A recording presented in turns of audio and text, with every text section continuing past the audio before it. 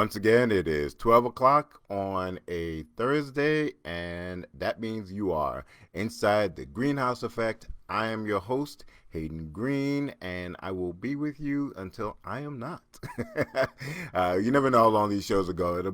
Be could be 30 minutes, it could be 44 minutes. Victoria always admonishes me every time I'm almost at 44 and I miss the part of ending at 44. But yeah, so I'm your host, Hayden Greene. The Greenhouse Effect happens every week where we talk about everything under the sun and with a multicultural slant on it, just trying to figure stuff out. Welcome, everybody.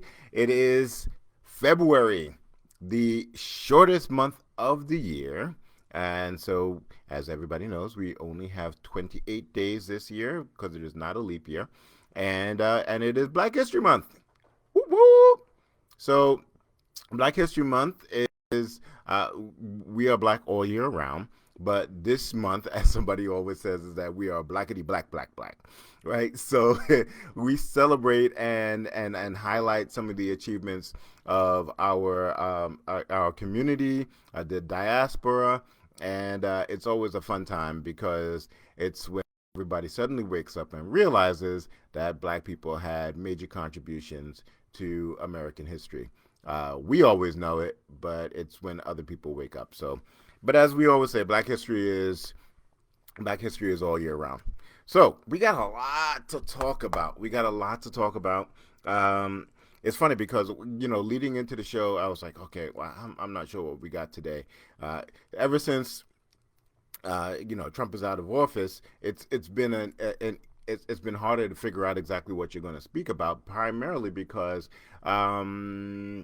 he was a constant source of rhetoric and a constant source of shenanigans, right? So, like every week, you would be able to come on and be like, "Oh, okay, well, talk about this other crazy thing that Trump has said." But there's enough craziness going around. So we got to talk about Marjorie Greene.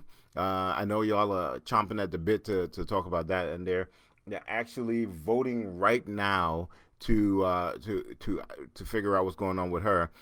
We got to talk about what the Republican Party has, what it's about now that there is, Trump is out of office. It's like now there is a thing called Trumpism. It's like a formalized political movement, Trumpism, right? And for me, that's literally just a synonym for racism. So, but that's just me, right? I want to talk about the storm and New York City, how New York City reacts to storms, and then we got to talk at some point in time about Lil Uzi Vert. If you don't know who Lil Uzi Vert is right now, and for most of you who are my age range, you probably don't know who this dude is. He is a rapper or a hip hop artist, or he sings or does something. Anyway, he's very rich because he made a major purchase, and we just have to talk about that. As always, hit me up in the comments, say hello, tell me how you feeling, especially since I want to make sure that y'all are out there. So hit me up in the comments and let me know what y'all are thinking about what's going on. So to get started, the first thing that I want to talk about is the fact that New York City has been blanketed in snow. We have had one of the largest snowstorms that we've had in at least 5 years. I know in my part of Brooklyn, I got what has to be like 18 to 2 feet of snow. When I walked out there, the snow was up to my knees, right? So I stepped out and the snow was up to my knees. I shoveled at least 4 times out there. Like you gotta he says words. Thank you, Hayden. That's my best friend, Hayden Bridgman. And so the we got out. I got out there and I shoveled the first time, and I'm like, all right, cool. We're gonna lay down some salt. You got to do the homeowner thing, right? Lay down some salt, and then went back out like a couple of hours later, and it looked like I had not shoveled a darn thing, right? So I shoveled the second time. And then the next morning I wake up and my wife looks outside and it's like, well, how come you didn't shovel the walkway? And I'm like, what are you talking about? And it's like, it had snowed again. So I had to shovel it one more time. And then last night, yesterday afternoon, I had to shovel to make sure that I could get the car out because I had to take the kids to school, right? And so, or the night before, the day before, I had to make sure that I could take the kids to school, and I had to shovel out our driveway, the path to get the car out. And I will say this: one of the reasons that we bought this house was the fact that it had a driveway. Like, getting a driveway in New York City is a major coup, right? And so the fact that we have a driveway is one of the ways that I know that I'm blessed, and I'm thank God for it every single day. But I also thank God for it on days like this, because in New York, what happens is if you park on the street, the first thing is you come out and your car is encased in an igloo. And so now you've got to figure out a way to get this car out. And you've got to figure out two things. Number one, how you're going to get the car out. So what kind of equipment do you need? Because it's not like just a regular snow shovel or a broom and stuff like that. You got to get heavy armory, right? Heavy material machinery to get this car out. You've got to get like iron shovels, and sometimes you got to get picks and just to get the darn car out. So you got to figure out how you're getting the car out. The second thing is, where are you putting the snow? So in New York, we have the manifestation of evil in the embodiment of snowplows. And for everybody who has a car, the minute I say snowplows, you all know what I'm talking about. Snowplows in New York City are some of the most evil people in the world, and I'm beginning to think that there aren't actual people driving these snowplows, that it's like they're driving themselves, because the wanton disregard for people's efforts is amazing. You will see people spend hours, and I mean hours, digging their car out. And then as soon as they get done and they go back in the house, all of a sudden you got the snowplow coming along and pushing the snow that they just dug out back up against the car. And you don't want to move the car, right? Because if you move the car, you're going to miss your spot. So the snowplows are some of the most evil things. Like I said, it's like demons incarnate, right? Like, these are people who, like, I think they might have get a kick out of it, just like driving around. It's like, let's see who we can bury now, right? So you got to get the car out, and then you've got to figure out where you're putting the snow, because you can't put it directly into the street. Across from you, you've got to be able to put it in a way that when the snowplow comes along, it doesn't push it right back onto your car. So, like, getting your car out in New York is crazy. Luckily for me, all I have to do is dig out the driveway, and then I'll be good. All I have to do. The other part about it too that bothers me is, like, and I say this every single year, where are the young men who just used to walk around and offer to shovel you out, right? I don't understand what happened to that practice. I have one guy, and he has a couple of friends, but they're not young guys. These are grown men who, when it snows, are walking around with shovels, and then like, this guy asked when I had finished the driveway, and the only thing that was left was getting that little, going into the street. And I was like, well, how much you charge just to get me out of here? And he was like, that'll be $100. I'm sorry? Now, I don't mind paying, but I did all the work. All you had to do was get the rest of me out of here. So how much was you going to charge to just do my walkway and stuff like that? Like, if $100 is just the driveway, like, how much of these dudes? I'm looking at him going like, I might have to take a day off next time it snows and get out there and shovel myself. So, like, but it used to be the neighborhood kids would make like 20, 30, $40 just to come shovel your driveway or shovel your stairs and stuff like that. But, like, that doesn't happen anymore. And I don't know if I live in a neighborhood where we don't have young people, or that's just not a thing anymore. But, like, snow days, we used to make money. We get out there and shovel some stuff, but not anymore. I don't know. We don't see that anymore.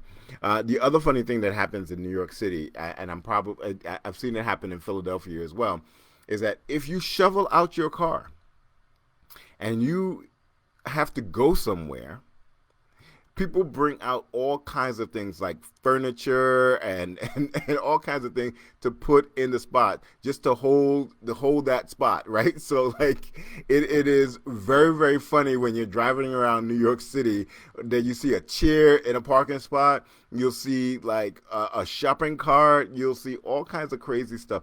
And the funniest thing that I find with all of this is that they put all this stuff, it's all removable, right? It's not like they've nailed it to the ground. Like if I roll up on a spot and I see that it's open and there's a chair in there, guess what I'm doing? I'm moving the chair. But I tend to be a jerk. Kids used to kill on snow days. No school and money to make Skrilla.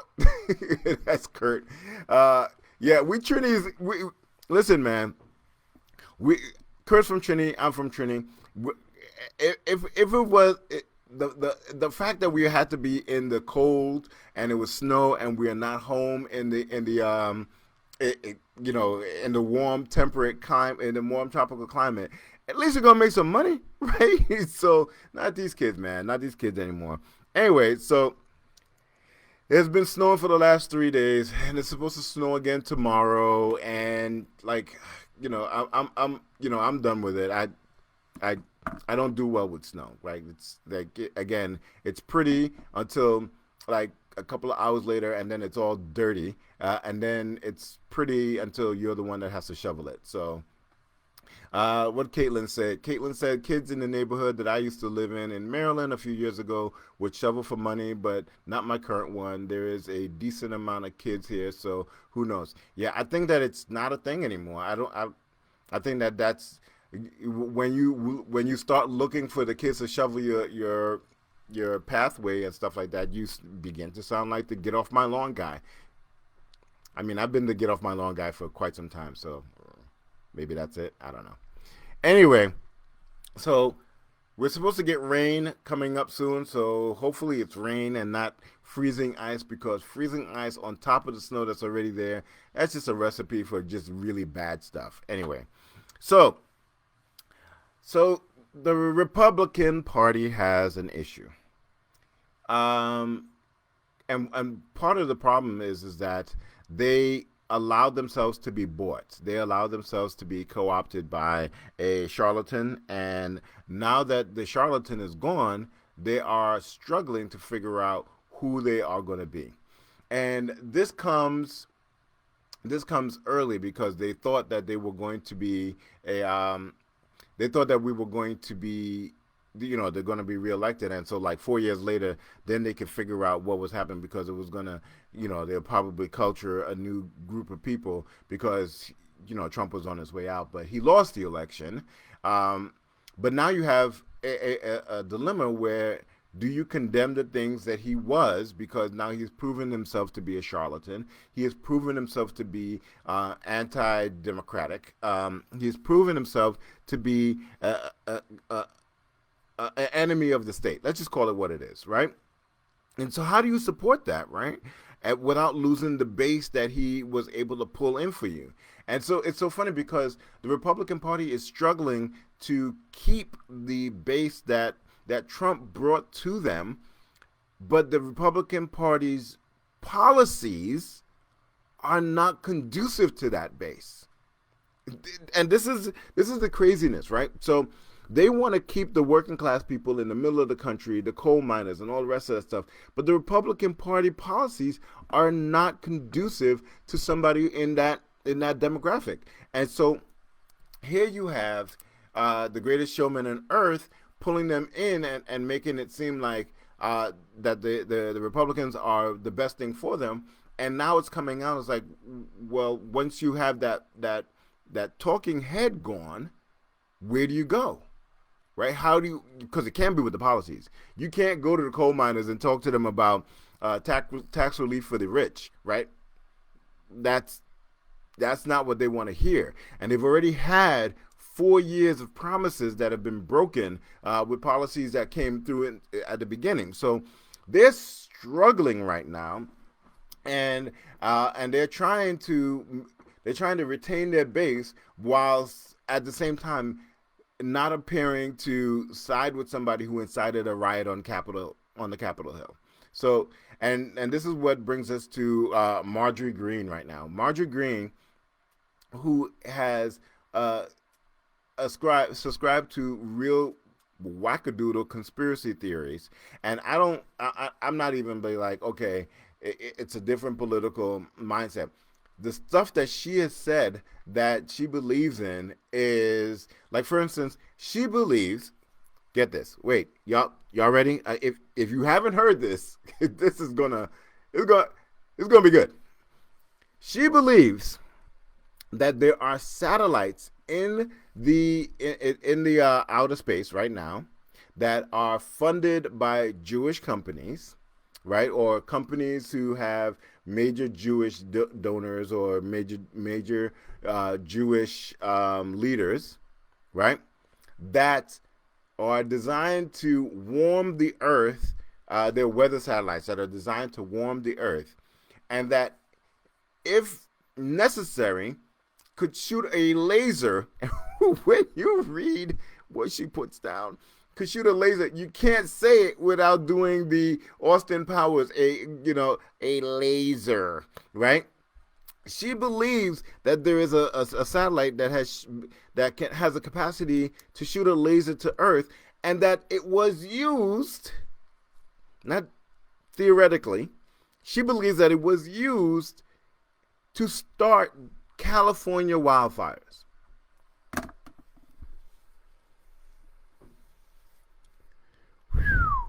California wildfires. She believes that there are Jewish satellites that shot a laser to start California wildfires. That's the person who is a person in Congress right now, duly elected. Now, I'm not advocating that we get rid of her, because her constituents voted for her and that she has a right to be there. But I damn sure don't want her on the Education Committee, which is the committee that her Republican Party put her on. They put her on the Education Committee. They put her on a Finance Committee or something like that. Best post I saw was the Death Star of David. That was great. The Death Star of David was actually from Spaceballs. So, like, when we were talking about some of the craziness that came out of the mouth of Trump, one of the things was, we were like, okay, this guy's crazy. We know that this is all an act. This is all charlatan. He's not really a politician, but this is a duly elected politician who is sitting at least it's not the highest office in the land, right? And her fellow Congress people put her on committees. The Education Committee. Is this the person that you want deciding on whether or not funding should go to education or not? Is this the person that you want deciding policies about how our children are supposed to be educated? Well, they're voting on it right now. And they don't need the Republican votes the Republican congressman in order to get rid of her from these committees. But there are some people on the Republican side that are like, yeah, you need to go. They had a meeting yesterday, and they asked her to recant the stuff that she said, and they came out and said, it's like, well, we talked to her, and she said that she no longer believes in that stuff. Wink, wink, nod, nod, go ahead. No. I need her to have a press conference in the same fire and the same energy that she had to put it out on her social media. I need that same energy for her to come back out and say, you know what? I was misled. I was saying these things so that I could get yada, yada, yada, yada. I don't actually believe those things.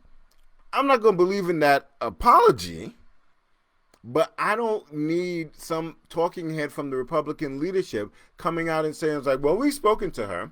And she's sorry. She's very sorry.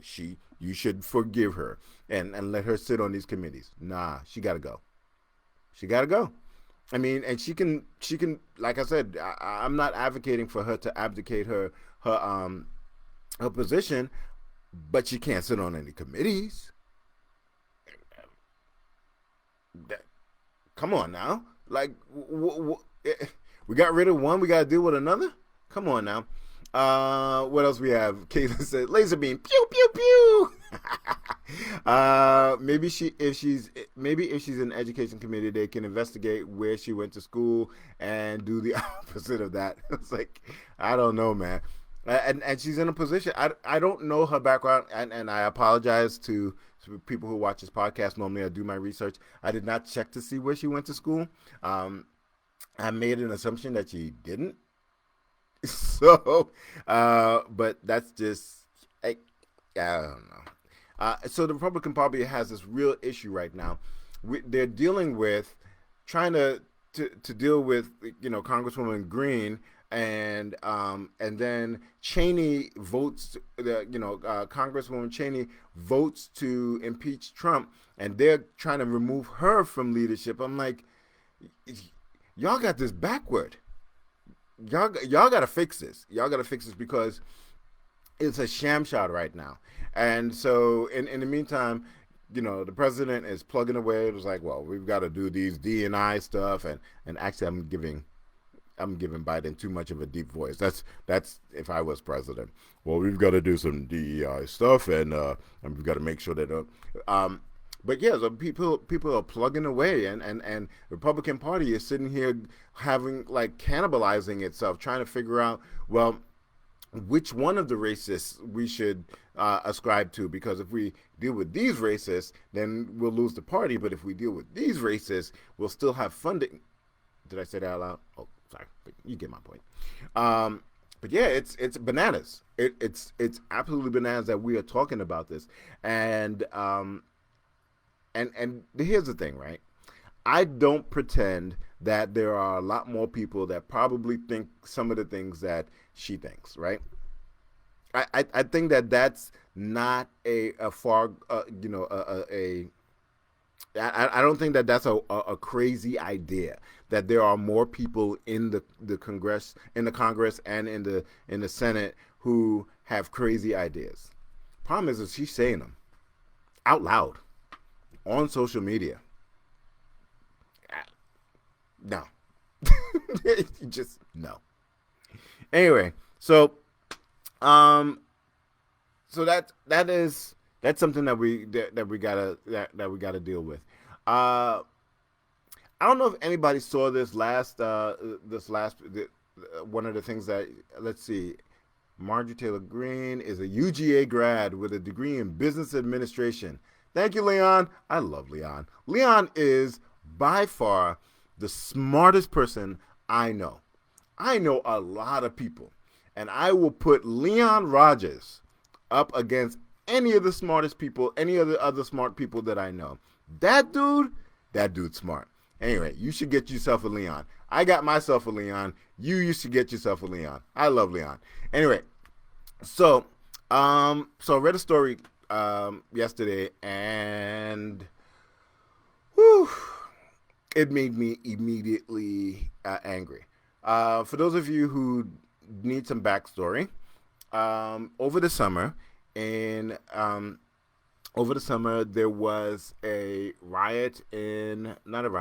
protest, and young man named Kyle Rittenhouse crossed county lines and shot 3 people dead, right? And then was able to walk up to a police car and was able to get home. And they finally went and got the dude, and he stood his time. He stood his time in arraignment court, and he was released with bail or on his own recognizance or something along those lines. They don't know where Kyle Rittenhouse is now. Kyle Rittenhouse has jumped bail.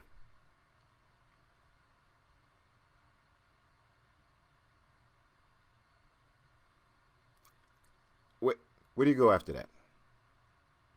What do you have? What can you say about a judicial system that allows a man who walked into a peaceful protest and shot 3 people dead, killed 3 people.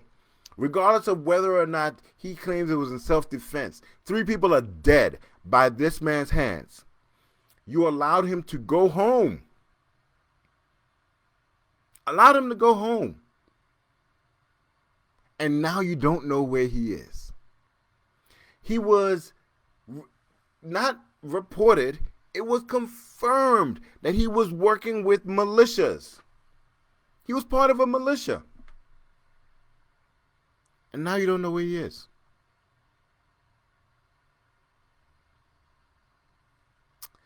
I don't know, man. I wake up in the morning and I want to believe that, you know, we as a country are trying to move forward, and we're getting better. But every day I get confirmations that I'm crazy. Kyle Rittenhouse has disappeared. Disappeared. Don't know where he is. There's a manhunt out for him now.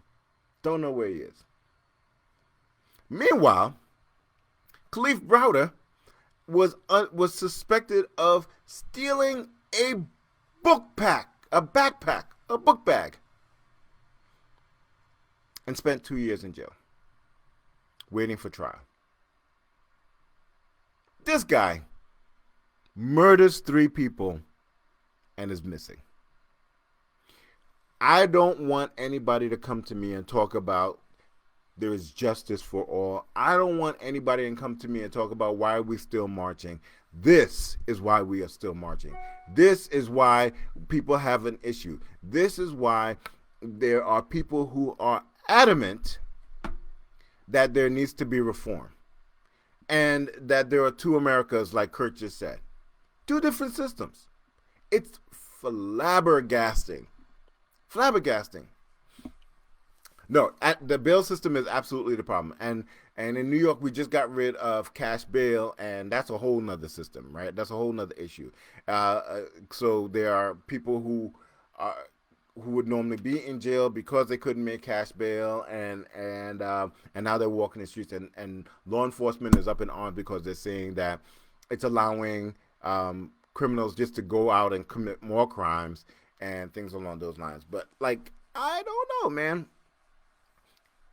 That conversation around the bail system, it has to, at a certain point in time, you have to try to figure out, like, how do you stop somebody who took a rifle, was driven, because he is a minor, was driven across state lines with a rifle and killed people? Where's the bail system? Where's the system that makes sure that that person is viewed as a public threat? Because the whole point of bail is, right, so we are trying to keep the public threats off the streets while they're waiting for trial, or making sure that people are not a flight risk while they're waiting for trial, right? That dude's not a public threat. We don't consider him a public threat. First of all, I lost track of Kyle Rittenhouse, because if you had asked me, I would have told you that he was still in jail waiting trial. Clearly, I was wrong. He is home, was home, or he is now in the home that he knows he's supposed to be in. Right? So, I don't know. Kurt says the bail system they tried to reform created more issues, and it can't be fixed until there is a balance between the 2 Americas. Yeah, I mean, it's again. So first of all, Kalief Browder didn't have a great lawyer, and I apologize if Kalief Browder's lawyer is watching this podcast, but no, not really. You did a shitty job, and it's clear that Kyle Rittenhouse had far better lawyers. As a matter of fact, if you remember, they had a GoFundMe to pay for his legal expenses after he was arrested. And it wasn't like there was a differentiated narrative that these people had. Like, okay, well, he was attacked and we need to get funds for him so that he can have a proper legal defense. All of the reporting around the incident was that he was driven, He shot 3 people dead. They tried to they tried to stop him, and then he went and was driven back home. There was never a narrative about, oh, this was, he was there peacefully counter protesting and was attacked, and therefore he had to defend himself. That was never the narrative. Even on Fox, they were like, he came to shoot people. And still, there were people who put together funds in order to pay for his legal defense. Right? So, anyway, do with that what you will. But, again, don't ever come to me and talk about, well, the justice system works the same way for everybody, and there's no need to march. This is the reason that we march. Kurt says the issue in lawyers then relates to economic disparities, further compounding the issue. Absolutely. Caitlin says so many issues in addition to the bill. What about the right to a speedy trial? 2 years is a snail's pace. Listen, that's why they're getting rid of Rikers, right? Because there were people on Rikers for years just waiting on the trial because the trial system was so backed up. And if you thought it was backed up back then, with the quarantine, it's even worse now, right? Kurt says those access to money can afford the best justice. It's not available to all. Justice for all is a fallacy. It is. It is absolutely justice for all is an absolute fallacy. All right. I'm going to take a hard left. And so for those of you who are, like I said, my age and around there, there is a rapper named I used way too many of letters there. Lil Uzi Vert. And I hope I'm pronouncing that properly. Would not want to mispronounce the band's name. Anyway, so Lil Uzi Vert is a quite successful rapper. And what do? When you are successful and you are a rapper? You buy jewelry, or you buy clothes, or you buy cars. Well, Lil Uzi Vert decided that he was going to buy a 24 Diamond Boy, $24 million pink diamond. Now you're probably saying to me, Hayden, what's the problem with that? Lots of people buy big, expensive things. And we talked last week about Bling Empire and how people were spending money willy-nilly. But my man Lil Uzi Vert, right, buys a $24 million pink diamond, about this big, and decides, I'm not going to put that on a chain. I'm not going to put that on a ring. I'm going to put that square on my forehead. Square right in the center of my forehead. And when I say put it, I'm not saying that this is like for a video and he crazy glued it to his forehead. He had the thing surgically implanted into his forehead. He looks like the Vision. For those of you who are comic book people or Marvel fans, he looks like the Vision. He has a pink diamond square in the center of his forehead. Here's the update on that. It's now bleeding.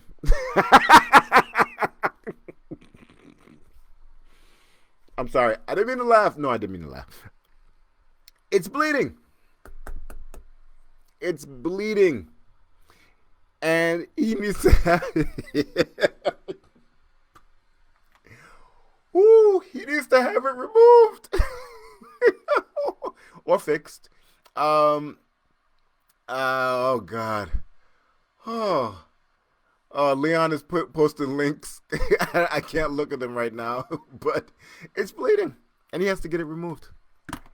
And Kurt talks about like $24 million could go to do so much for his community, and I'm actually going to push back on that, because when you earn your money, you do what you want with your money. Like if you don't want to spend it on your community, don't spend it on your community, right? But like, it is what it is. And I also don't know if he's spending $24 million on that and also spending a bunch of money on other things as well. So, like, I'm not going to even speak about that. But this dude spent 24. First of all, if I ever walk past Lil Uzi Vert, I'm not a big dude, but I'm gonna take a side. I'm gonna take a swipe. Yeah, I'm not a violent person.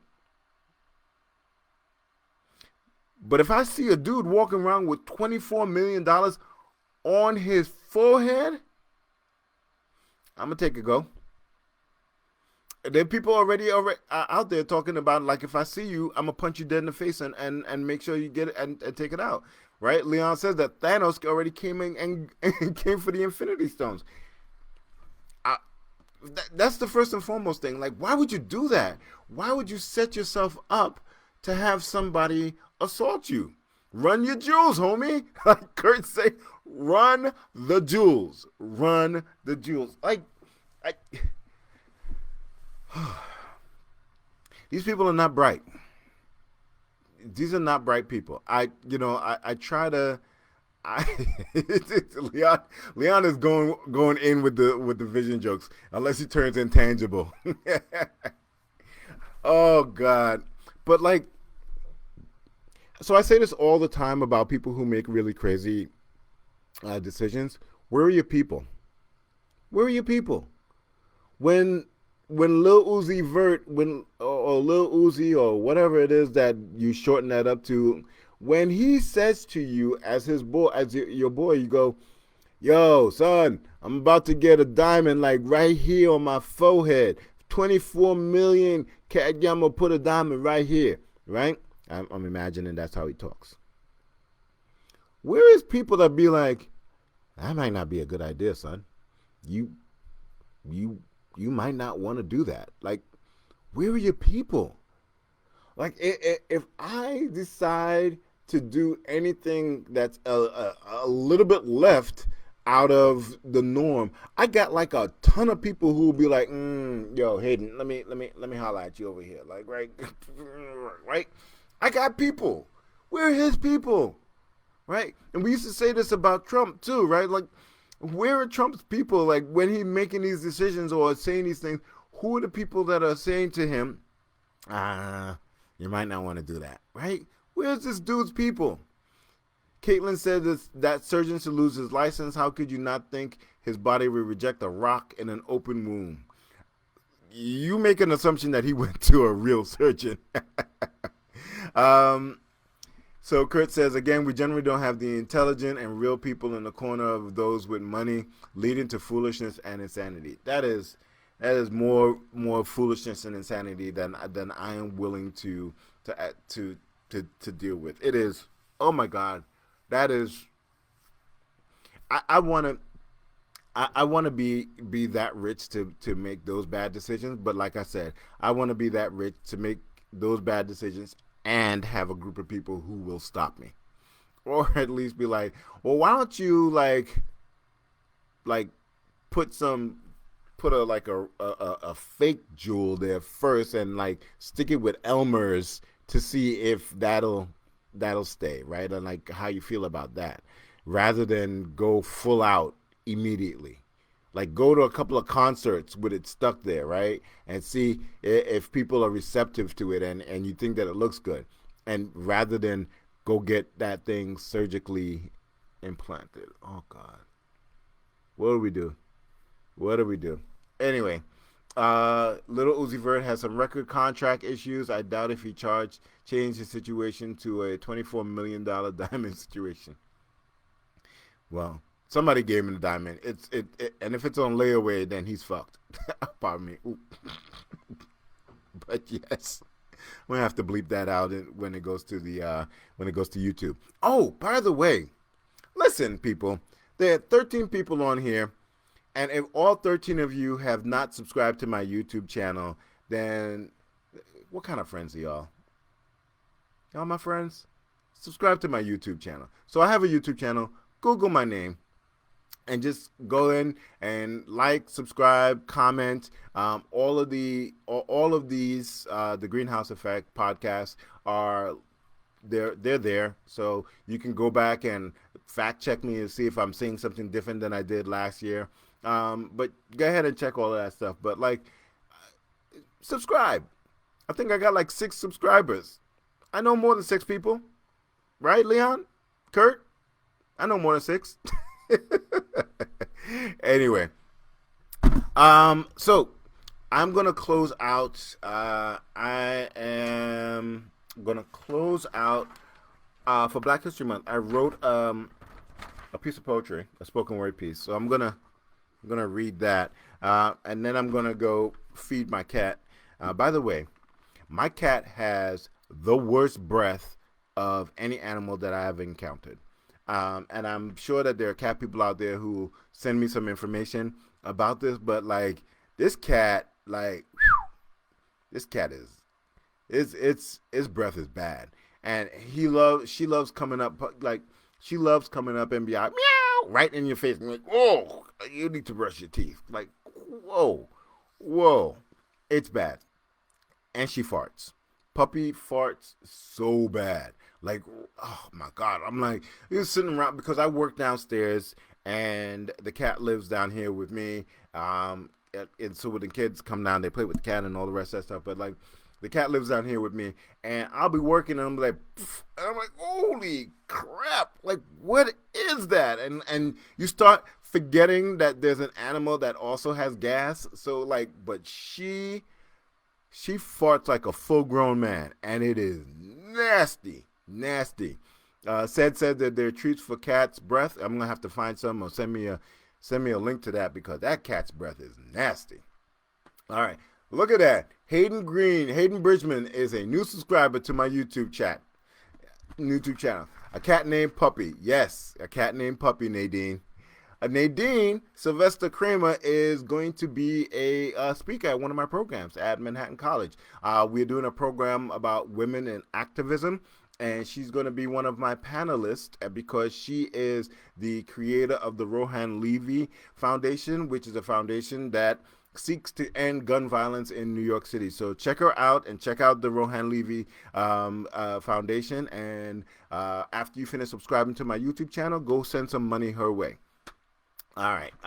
Since I can't do anything about farts, maybe change the diet. Yeah, there's a lot for me to learn. I had cats back when you fed it whatever and you didn't really think about it, and now it's like I'm in close quarters with this cat, so I'm like, all right, your breath we got to change something about your breath, and you fart too much. So I'll figure all of this stuff out. You know, I'll keep updating you on puppy tales, but that cat is, whew, God. That farts. It's really bad.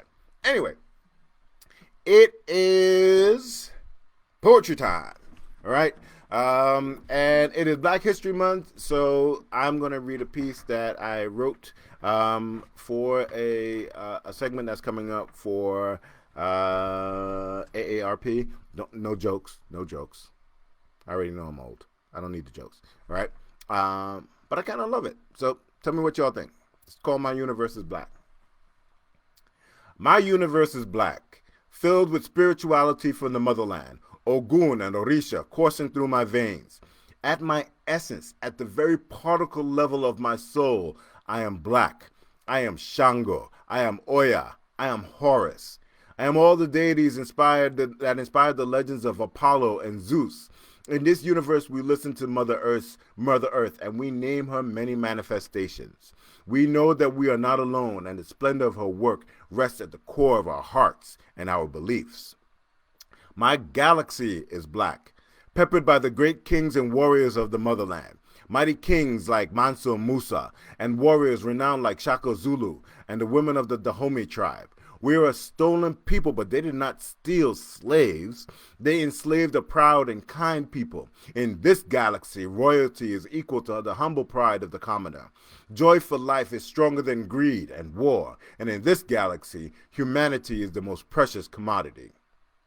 My constellation is black, littered with strong and resilient people ripped from the motherland. Defiant to the core like Nat Turner, but ingenious like Madam C.J. Walker. My voice has the familiar tone of Frederick Douglass with the uncommon cadence of Toussaint Louverture.